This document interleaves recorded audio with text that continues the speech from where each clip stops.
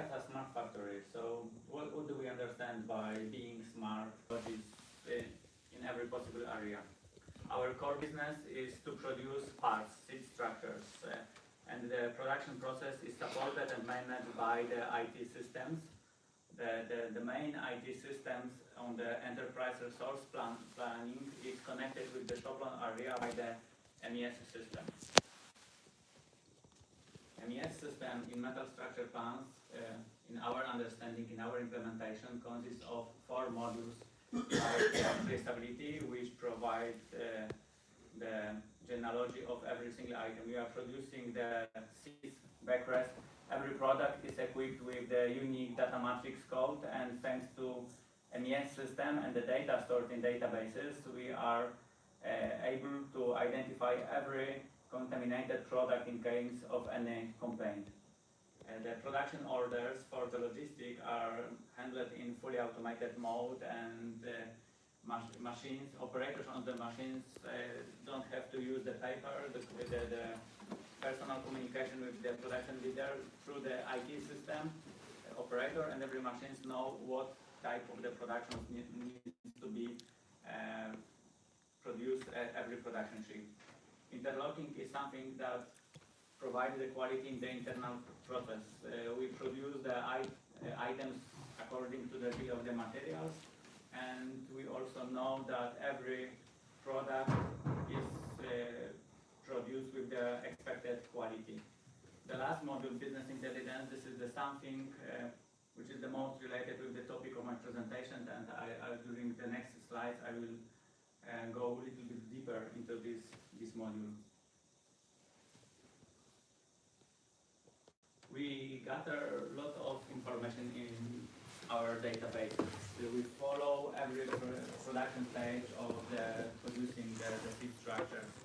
We are tracking machine states to increase the machine's availability, and as I said, we also have the information about every single item produced on every machine. So very fast we can create the chart that presents the daily shift production. On if somebody wants to dive deeper, we can also strip down the production shift into the single hours.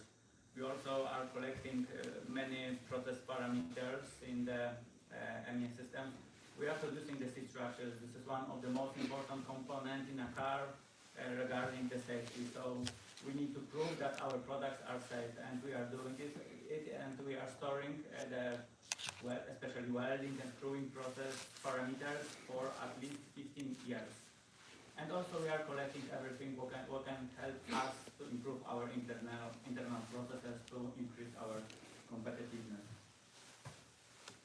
As an example, I'm recalling 2 plants in Polkowice and in Głogów. In these 2 plants, we have more than 100 machines connected to the IT systems, and every hour, every production shift, we are producing thousands of the products delivered to the external customers.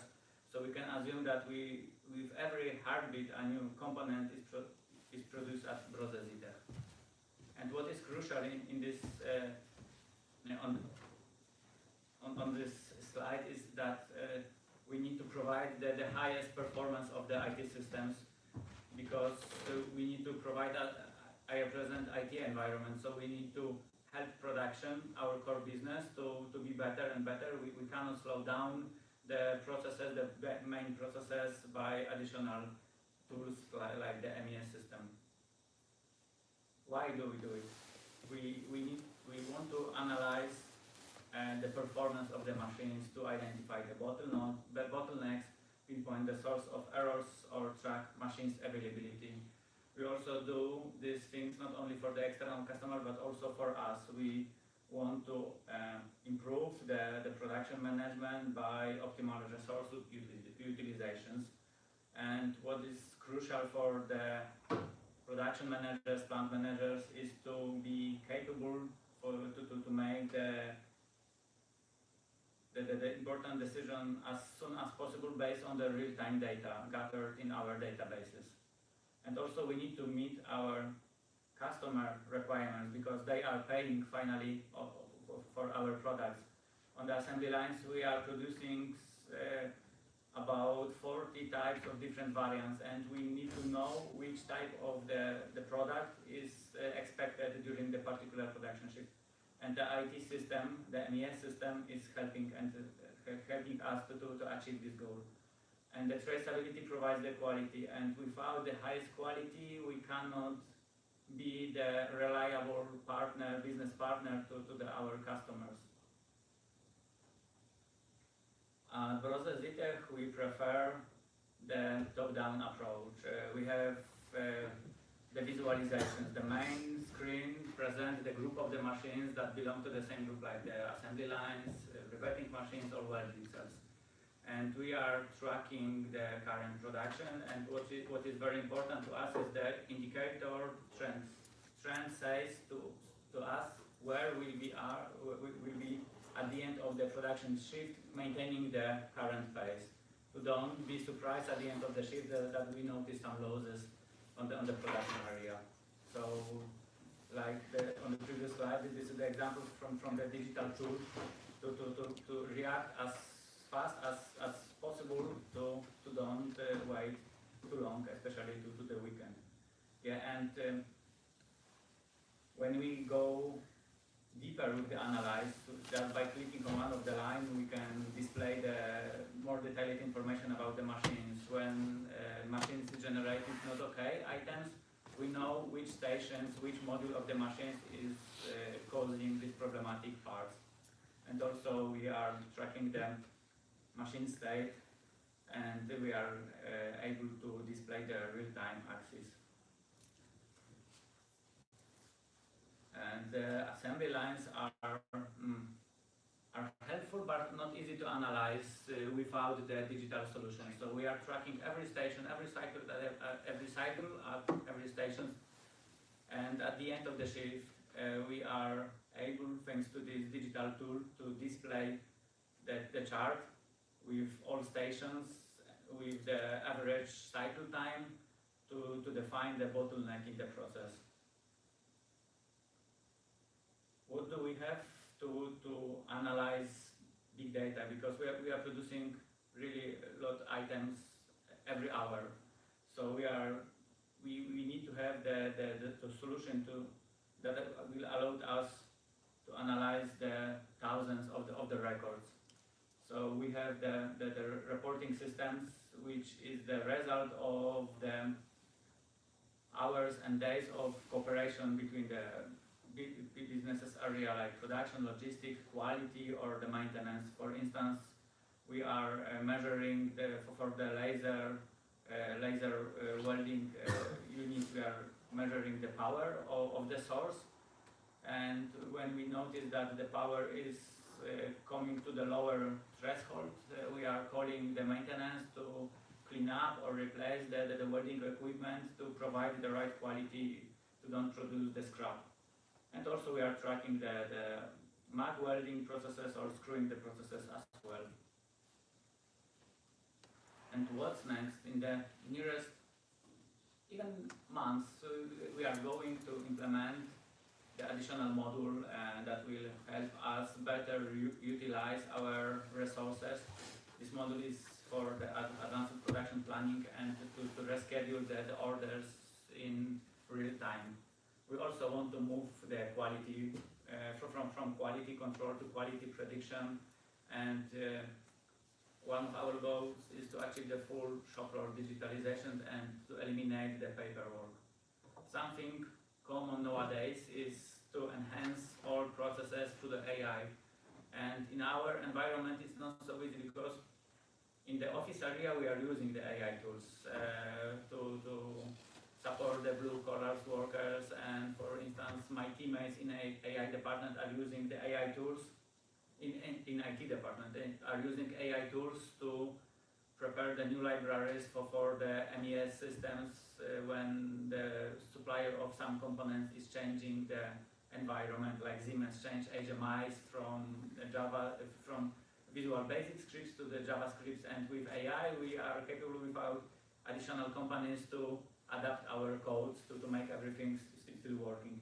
Yeah, but in the core business it's not so easy because we are producing the cars that are responsible for the safety in a car. So in this field, at this moment, we are still trying to recognize the possibilities, how to use the AI.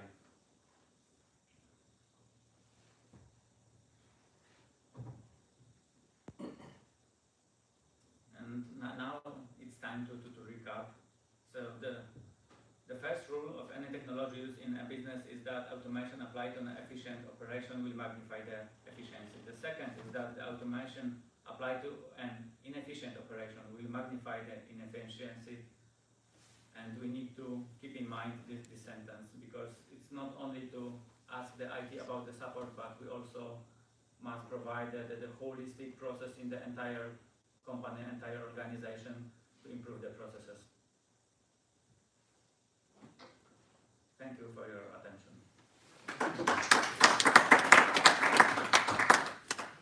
Questions, please. It's really interesting seeing how much you rely on data and how you operate using those data. My question is, how long did it take for adopting and implementing such data collection on the factory? And was it that new machinery, new plants were also embedded, or machines and factory lines or assembly lines could be modified in order to collect? Everything is feasible, but we are looking forward there. So on the brownfield, it's much more difficult to implement the newest technologies, because for instance, when you take a look on the PLCs, on the central units, not every central units are equipped with the required interface to connect machines to the IT environment. So it's not so easy. But you ask how long does it take? We have the regular team maintaining the systems, and when we know that we are buying the new machines in months, we are capable to prepare the IT systems for the new machines, new installations, and in a half hour we are able to prepare the IT environment, carry out the test with the machine suppliers, and launch the machine and validate the process with the system like this. So this is how we operate on the greenfield, yeah. But the brownfield require more money, and we are still utilizing the machines 24/7 from Monday till Friday, very often also at weekends. So it's not so easy directly to explain on the question, what about the currently running machines that were launched before developing such systems? Yes? Yeah, I just wondered, you know, you've got all this data, how does it impact the organisation? Based on your analysis of data, how does it change the organisation in any way, shape or form? Or is it just centralised, just about productivity? Yeah, so first of all, the core business, the production leaders, production management can't imagine their existing without such systems, because they need to know where to put the attention, put the effort, and these systems makes people motivated, because they know that they need to improve the processes, and they know that they are supported by the reliable systems. Yeah. So also we are, thanks to the analysis of the big data, we are capable to make the conclusion whether it's better to buy more nest stations or smaller machines, or to invest more money but have one machine with better performance, which in initial stage costs more money, but when we consider the duration of the projects, like 15 years, which is the average duration in the automotive industry, generally people are happy, that they can be supported by the systems, and what is important, that the system is also maintained by the IT organization, yeah, which provides the quite fast reaction times. Yes. My question is about the use of AI. So I hope I haven't missed where you mentioned where and how is AI could be implemented within that process of digitalization? In the shop floor area, we are not utilizing AI. Right. We are in the office. In the office, we are preparing the new libraries supported by AI tools. But if you are looking the AI agent installed somewhere on the shop floor, you will not find it. Yes, we couldn't meet any solution that is already in use. We don't want to be the first one on the mark. Yeah. But in terms of the data that you're analyzing, all the analysis that you showed. Yeah, we know that this is possibility to link the data using AI, but at this moment we are not using it. But we know about this possibility. Okay. Thank you. Thank you, Chair. Just a very quick one on a follow-up of that. I heard you saying that you're not using AI because you don't want to be the first sort of project using AI, or the first example. Am I right in your interpretation that there hasn't been another model similar to yours that where AI has been used? So I'm a little confused. So why are you not using AI? Is it not available for this feature? AI, we don't know the solution based on the AI to be implemented on the shop floor area, directly on the machines in our core business. On the IT environment, IT servers to analyze the data, we know that is possible, but we are looking for something with better ROI. That's why we are still looking for the best solution. Okay. Thank you very much. Please, a round of applause for that. So our next presenter, Dr. Santosh. Yes. Santosh. You have a question. Already done. No, is mine loaded onto the system, or will I have to bring it tomorrow? It's tomorrow. Tomorrow, it's in the other room. But is it loaded? Yeah, other room.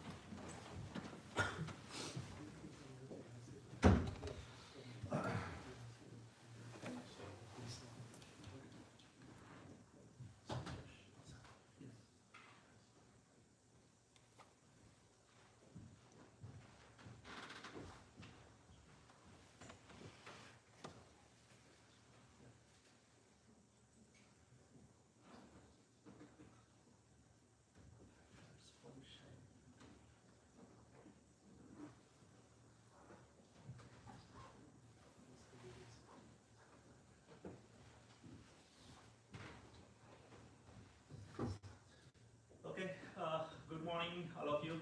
It's a really wonderful morning.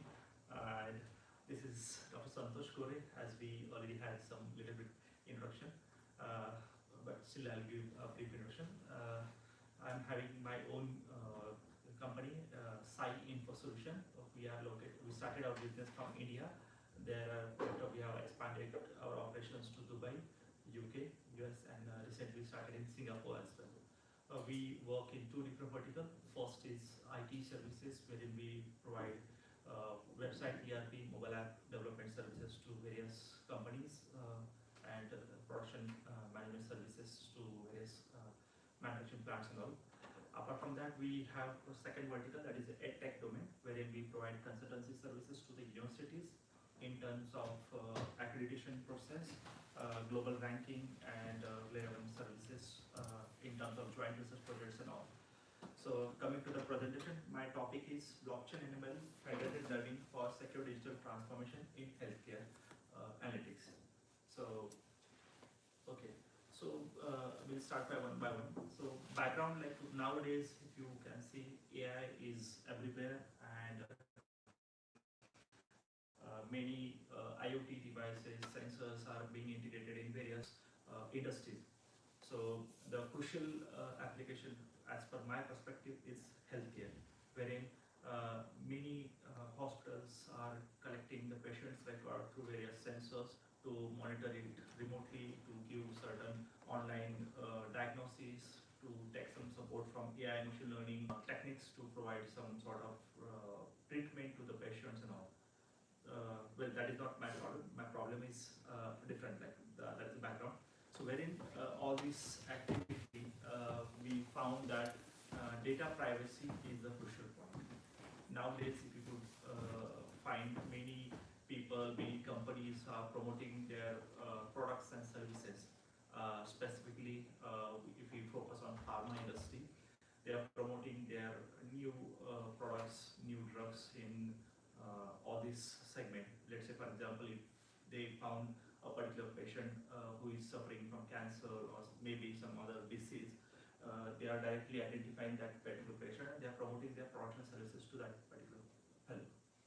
Well, as far as ethical concern, it is not a suitable strategy to directly approach the person who is already suffering and mentally distracted just because of their medical situation, and we are promoting our services in this regard. So my concern is data privacy during all this transition. So how we are doing all this activity, we'll discuss in one. So my presentation is oriented in this way. Like I have done some research study how these systems are implemented. Wherever I found around 90% systems were centralized system, wherein they are storing the data in single cloud server or a single centralized system, which may be also one of the cause wherein we can, if anybody can attack on that particular center system, crucial data can be leaked to potential people. Another point we found that many people were using the centralized system, using the AI-based system, but they are not focusing on the security perspective. Like they are using basic firewall, which is not sufficient to provide the privacy to the particular record. So we have proposed our system, which includes the blockchain and federated learning, these two terminology. Blockchain to provide the data encryption or security, federated learning to provide the privacy, wherein we are providing some AI-based model which will not share crucial data. In fact, they will provide some local AI model which will be trained on your node itself, and only the parameter which is needed for the machine learning model will be shared with the centralized server. That means the privacy will be maintained. So, and based on that, we will analyze, we have already analyzed our system in terms of accuracy, privacy, and scalability parameters. And then after, I'll start with the conclusion.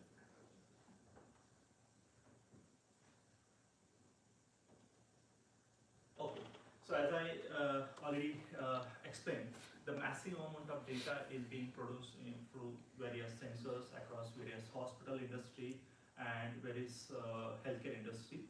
It is not only the hospital, we are talking about the many scanning industry wherein they provide MRI, CT scan, some sort of chemotherapy. Lots of industries are there. They are producing massive amount of data by using some automated technology tools and things. So that data is being centrally stored and which is centrally available to doctors, medical practitioners, and relevant people.